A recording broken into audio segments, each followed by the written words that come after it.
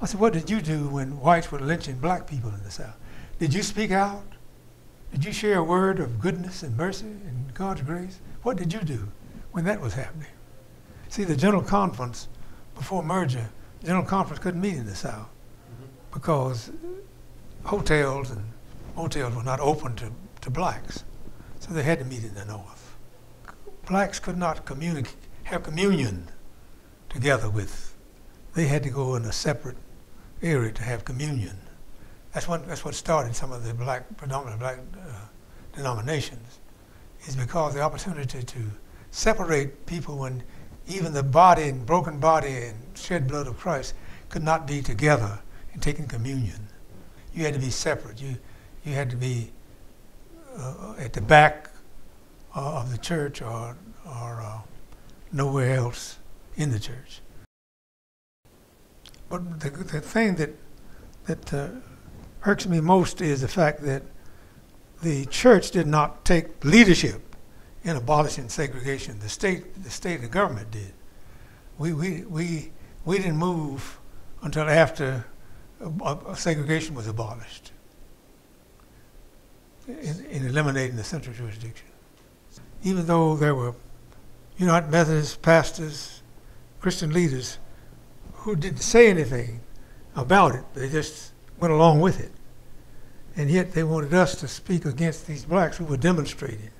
But they did nothing about what was happening in the South in terms of lynching black people and the matter of speaking out against injustice when it occurs.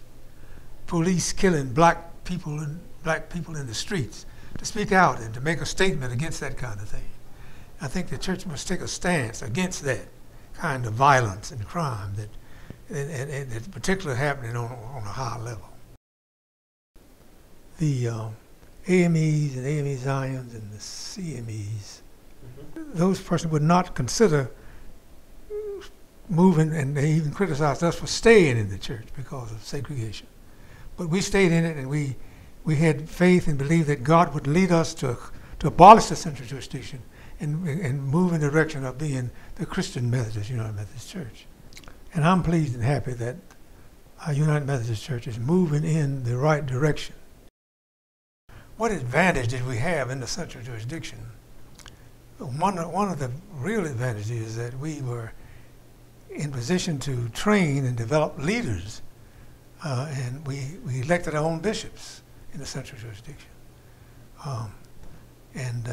When we merged, that means that bishops are elected in jurisdictions, not separate, but together.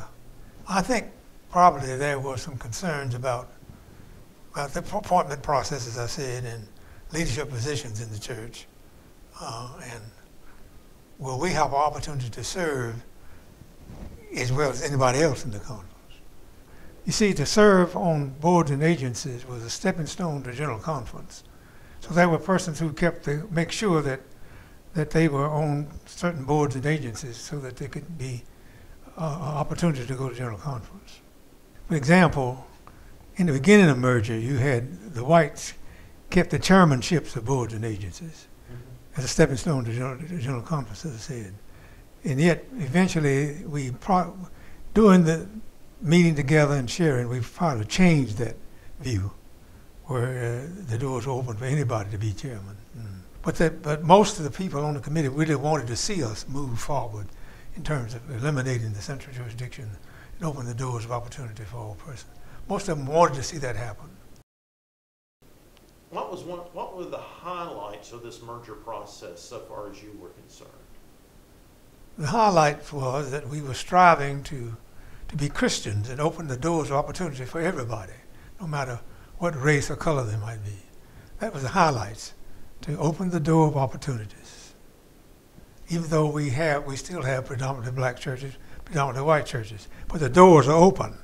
You can join any church you want to. It simply means that the church is striving to be inclusive and is moving in that direction. And that the doors of the church are open, both black and white, wherever you want to. Most people choose to go to the church they want to go to, but the doors of opportunity are open, and that's a blessing.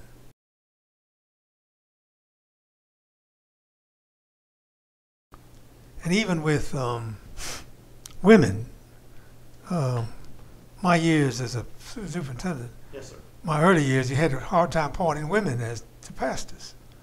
And one man told me that he didn't want no skirt in the pulpit. So I said to him, well, I'll just instruct her to wear a pantsuit. And forget about the